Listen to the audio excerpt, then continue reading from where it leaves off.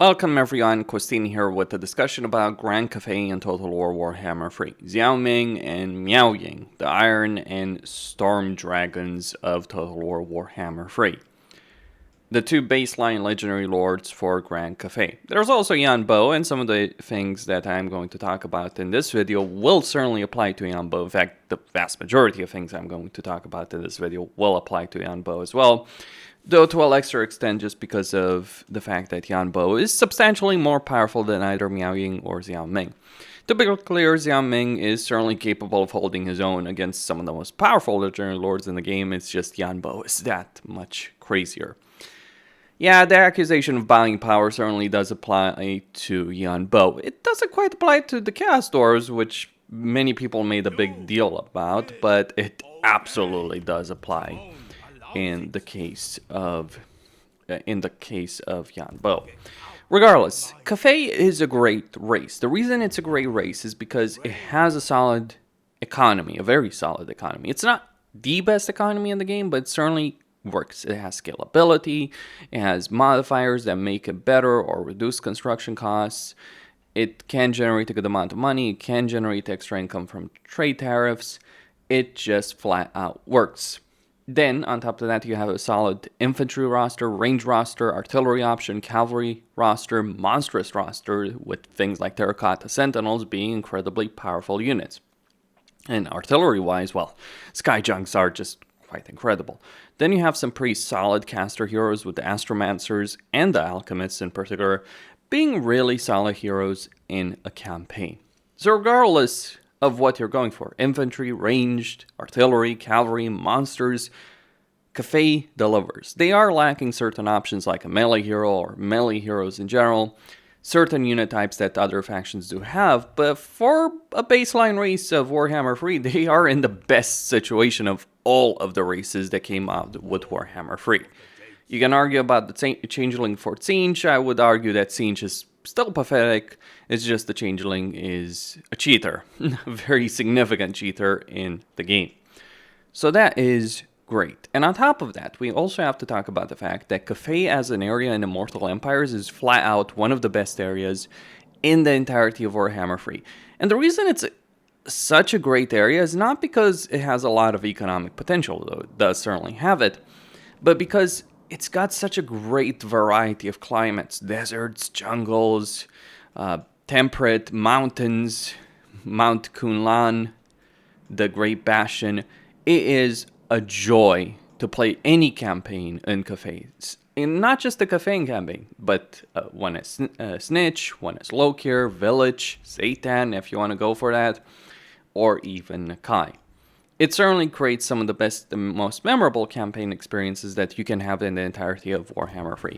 Darklands is a great area as well, but I would have to say, like, Cathay takes the golden prize when we're talking about the various areas of the game. So Cathay is in a great spot as a race. However, it does have a couple of issues. And some of these are not just caused by Creative Assembly, some of these are caused by the community pushing Creative Assembly to quote-unquote fix certain things. Let's talk about the Harmony system. With Zhao's change, Creative Assembly redesigned the entire Harmony system. The previous system was flat out terrible, because it was very easy to get balanced and you were incentivized under every measure to maintain a balance. It wasn't hard, it was just really damn annoying to do so.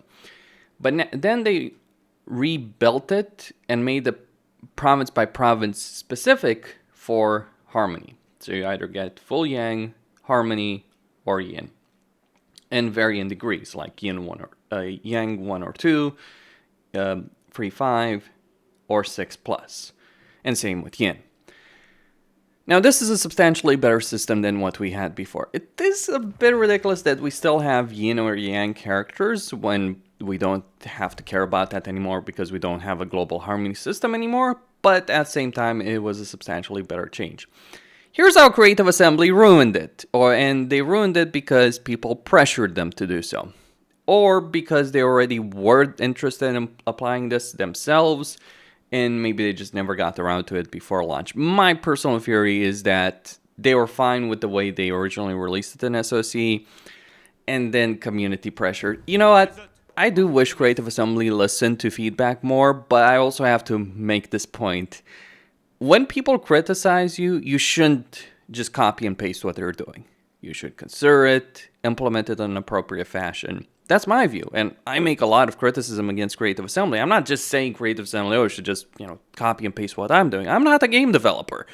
Plenty of people aren't game developers. People on Reddit are not game developers, the vast majority of them. And even if they are, they're not Creative Assembly. Creative Assembly should do a better job. They didn't. So the way it used to work before they implemented negative. So right now, with full yin or yang, you get a lot of negatives. The way it used to work, you would just get positives, either yang for recruitment, yin for construction and growth and control, or harmony for upkeep, campaign movement, and income. Harmony was the best by far, still is the best by far, because 15% income from all buildings is the best. And on top of that, going for harmony is significantly easier, even without these negatives, than going full yin or yang. It generates the most the money for you, because you go with the yang for the income building, then you go with the administration center for yin, and that's how you become an economic powerhouse as Cathay. You get these, you get the income modifier for the administration center. You could make an argument in favor of the construction cost of yang. Absolutely, minus 6% construction costs. That can be incredibly beneficial. But here's the thing, Cathay structures are not so incredibly expensive, at least until you start getting into Tier 4 and Tier 5. But even then, you're only going to do that in the provincial capital. So a lot of the buildings that Cathay has are not really that crazy. So I'd argued most of the time, like, you will generate more money with trade exchange and administration center. I make this point, all of this, because going full yin or yang was a sacrifice. If you went full yang, you would lose the income building. You might get that construction cost building, but keep in mind, you would not have the 15% income. You would get a bunch of recruitment benefits. What about going full yin for all the construction cost growth benefits? Well, if you go full yin, sure, you have the economic benefit, and you do get that trade tariff benefit from the goods emporium, but you're going to lose that extra income the trade exchange does make you. And you'd probably need a huge amount of trading partners to even get close to parity between the two of them. So you're going to generate less money with yin. That is what made the system great when Shadows of Change was released. Here's how CA ruined it. They added negatives, and not necessarily because they thought it was a great idea, but because Reddit thought it was a great idea. Honestly, I'm struggling really hard to say something that I might regret in the future, but let me just put it in the most blunt way that I can afford to. People who argued for adding negatives to Harmony were idiots. Simple as that. It is an idiotic change that completely ruins the system and makes it pointless to go for anything other than balanced harmony. And again, you're already heavily incentivized to go for balanced harmony. That was the best system. It was the easiest system. But no, people had to complain because people are stupid. And the problem is, the developer, instead of thinking about these things, they decided to listen to them. You know, this is the worst part about CA. When they listen to things, they listen to the dumb crap that just gets spread on Reddit. Oh, like next up, they'll tell us, I can already see this happening. Next up, they'll release a patch where they fix sieges by removing ladders from them or making them unbuildable. And that will really fix sieges. Just like they fixed sieges, quotation marks, by doubling the HP of walls. My brain hurts. If anyone really thinks that's the case, the problem with sieges, I'm just going to flat out tell you, no, that is stupid. There's many problems with sieges. The broken pathfinding, the crappy system of how difficult it is for certain factions to get access to artillery versus others. The incentive structure of sieges, the annoyance of having to fight one siege after another in a campaign again and again and again.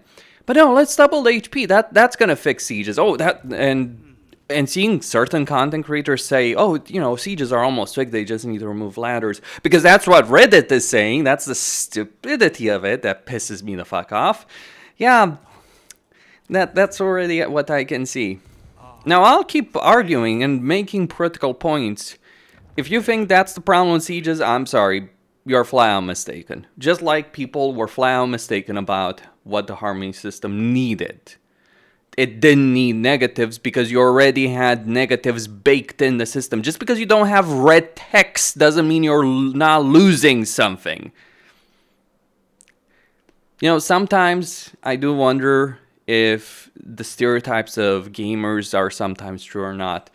I kind of was reminded of an argument, like there's an argument on forums, like people being forced into romances in RPG. Like when I think about like people being stupid when playing video games, that's what I think about. Like that's the epitome of stupidity of playing video games. I'm like, how is it not obvious? Like, how is it not obvious that you already had negatives with harmony? Same as, how is it not obvious that you're going to enter a romance when you're playing an RPG like Baldur's Gate? Maybe I'm just, clever or something like that. I certainly don't consider myself highly intelligent. But I've never entered the RPG romance with someone I didn't want. And it's like, just some of these things that people make a big deal out of, it seems so clear and obvious to me, but what do I know, right? What the hell do I know? Okay, enough about that. It is irritating how we got to this point with this. But this is not even the only problem of Cathay. The other problem, climate. This is a major issue. Cathay has temperate, savanna, and desert. If you're playing on bow, you also get jungle. That's a benefit because you can take all of Lustria if you're playing on bow, so you have a lot of terrain. But if you're playing any other Cathay campaign, you're kind of fucked. Really, in climate, because the only territory, basically what the game is saying, the only territory that you can take in the rest of the entire map outside of Cathay, and not even all of Cathay itself, but the only territory is like Cameroon, entering the Thunderdome, small chunks of other parts of the map, and basically the Empire. Now, I am all for bullying the crap out of the Empire, but I'm just going to point out, it is pretty far away from Cathay. So this is a major problem because it severely limits your campaign potential. While a campaign of Cathay, in Cathay, can be a lot of fun, once you've done that a couple of times, you realize there's nothing more to this race, just because of the climate limitations. Yes, there are mods. I have one installed that removes the climate penalties, but it's not great knowing that on a baseline level, the race you're playing is just limited to this section of the map. It is a great section of the map. I don't dispute that. It's just not great to be so severely restricted. Climate needs to be far more available in a campaign than it currently is. Yes, you can take Noblar Country. Yes, you can arguably take the Dragon Isles and bypass Emmerich, whatever, but still not a great dynamic to deal with during the course of a campaign in any way, shape, or form. I don't know. I can't explain these kind of climate limitations, and it is an issue. Furthermore, the third and final issue, casualty replenishment. You can argue the compass in itself being pointless, but really the compass is pointless because you either go with casualty replenishment to get up to 10%. Honestly, if it was like 10% for like this point and like 30% for the compass full on, that would be something. But really with the compass, the problem with the compass is that, and problem with casualty replenishment, with casualty replenishment, you do suffer a lot. Cathay has powerful armies with heavily armored units, but you're still going to take damage in the auto resolve, or you're going to take damage in battle, and you're going to have an issue to recover. Now, maybe this is something CA will fix with the addition of a melee hero in February with more content for Shadows of Change, hopefully so. But I just feel like the compass is kind of pointless. Like, if you get the hero with casualty replenishment, then it is absolutely pointless to go for anything other than the Celestial Lake. Why the hell would you do so? Like 15% income in old buildings? Like, what's the value in things like the Warpstone Desert and Dragon's Emperor's Wrath? So yeah, the compass is pointless. Like with the system the Kislev God system, and casualty replenishment is low, which means you're going to struggle recovering from battles. But it is a powerful race. You can certainly make it work. You might just have to fight a lot of annual battles that you know you'll win easily, hands down, just because you can't recover from auto-resolve. Or you can get auto-resolve mods, that's what I recommend. There is a mod that, by the way, buffs the casualty replenishment by 50% for yourself, not AI. So you can use that. And I'm pretty sure that there's a mod somewhere out there that removes the stupid negatives of the yin and yang system, because the stupid negatives, they just make it so that you always want to be pure harmony, because why would you screw your research rate so much by going full yin?